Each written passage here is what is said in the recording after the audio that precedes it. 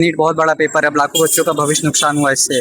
तो मेरे हिसाब से अगर कोई भी एग्जाम को बचाना है तो जो पेपर बनाते हैं आप उन पर स्ट्रिक्ट गाइडेंस रखो, स्टूडेंट में थोड़ा नॉर्मल रखोगे तो भी होगा। क्योंकि जैसे कि आप देखो सिविल सर्विस का बता रहा हूँ, मतलब कंप्यूटराइज नहीं है, बट उसमें क्या होता है कि रिटन टेस्ट होता है। अगर चीज और देखिएगा, सेंटर बढ़िया जगह नहीं दे रहा है, कहीं मतलब जहाँ वो है गाय का दरबार है वहाँ पे ये लोग जाके सेंटर दे रहे हैं। वहाँ पे नीट का जो पेपर है वो एनटीए बहुत बढ़िया से करा रही थी, लेकिन जो एनटीए में है उसमें भी लापरवाही देखी गई है।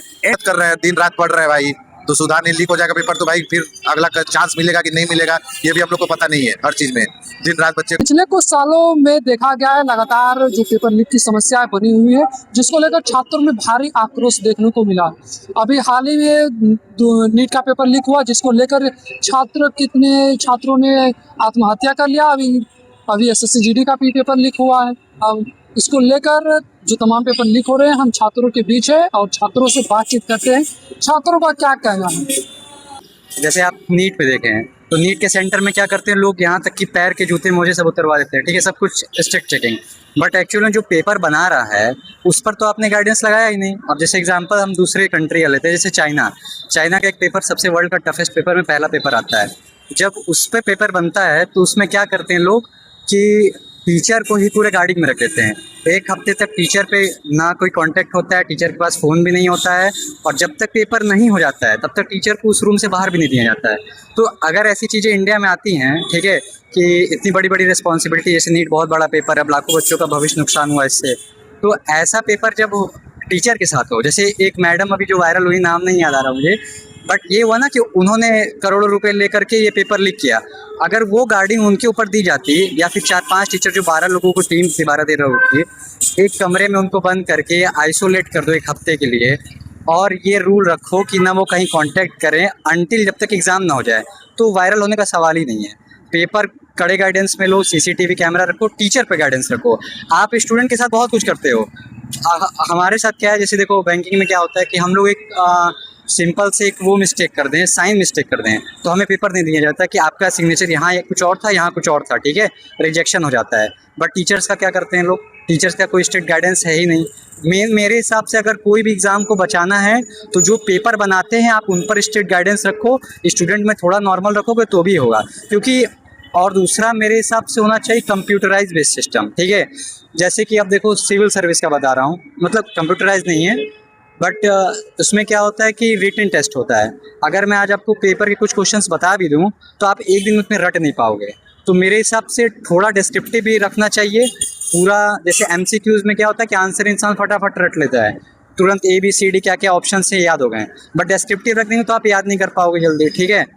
ये चेंजेस लाना चाहिए कि कुछ डिस्क्रिप्टिव पोर्शन रखना चाहिए। जैसे मैंने CA का भी एग्ज़ाम दिया है तो उसमें क्या सीन था कि ऑप्शनल और डिस्क्रिप्टिव दोनों मिक्स थे। ऑप्शनल में मुझे पता चल भी जाता मैथ्स और इकोनॉमिक्स तो मैं कर लेता, बट अकाउंट्स का मैं नहीं कर सकता हूँ क्योंकि वो पूरा थ्योरेटिकल है।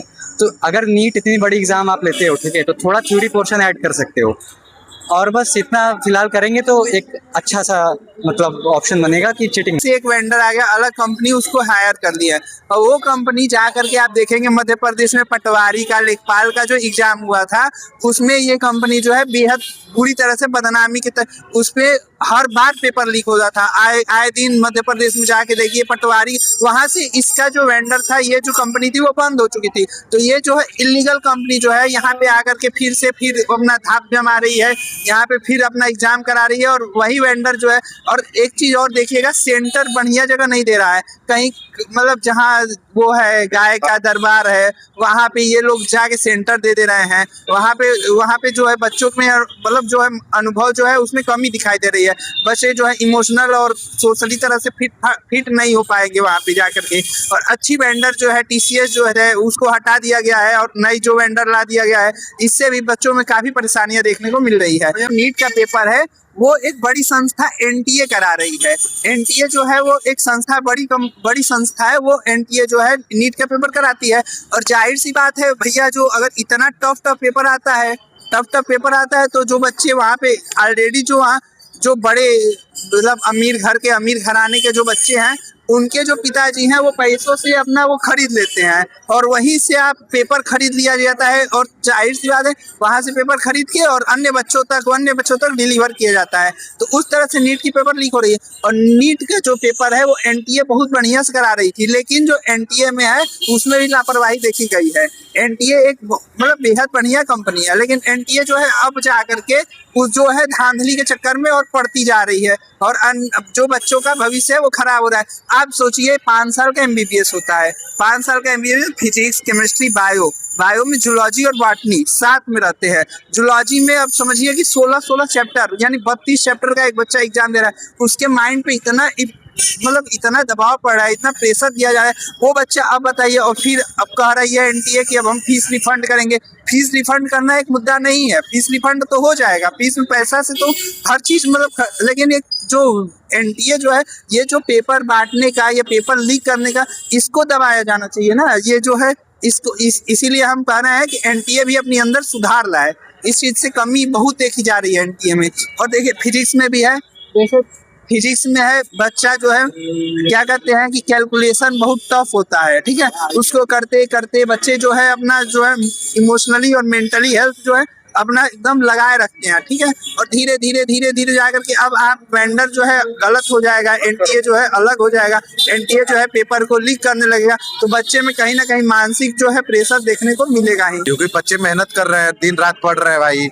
तो सुधार नहीं, लीक हो जाएगा पेपर तो भाई फिर अगला चांस मिलेगा कि नहीं मिलेगा ये भी हम लोग को पता नहीं है। हर चीज में दिन रात बच्चे कोचिंग ज्वाइन किए हैं, घर पे पढ़ रहे हैं, लाइब्रेरी पढ़ रहे हैं, दूर दूर से आके पढ़ रहे हैं, सब लोग अपना पैसा लगा रहे हैं। किसके माँ बाप क्या कर रहे हैं क्या नहीं कर रहे हैं, इसी वजह से बच्चों को तो पढ़ने में पेपर लीक नहीं होना चाहिए। जो मेहनत कर रहा है उसको फल मिलना चाहिए।